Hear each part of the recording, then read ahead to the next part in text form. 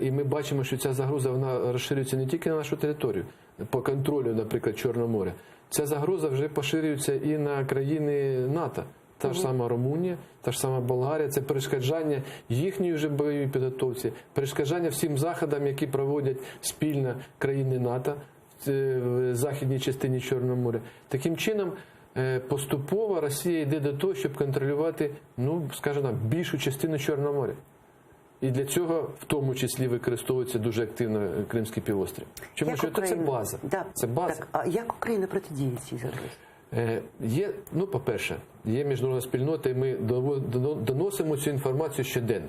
Це по-перше. Друге, ми зараз з партнерами активно працюємо і проводимо спільні заходи. Проводимо заходи бойової підготовки, спільні навчання, підготовка персоналу і обмін розвідувальною інформацією в тому числі. Тому що це дуже важливо для країн регіону. Ну і наступне – це розвиток наших військово-морських сил. Без військово-морських сил контролювати нашу акваторію, інші заходи, які спрямовані на посилення нашої прикордонної служби. Тому що протистояти такому агресору, при тому сильному агресору, як Російська Федерація, який вже захопив Крим і має наміри блокувати все, що не тільки що яка рухається біля Криму, а й в інших частинах Чорного моря, для цього необхідні сили.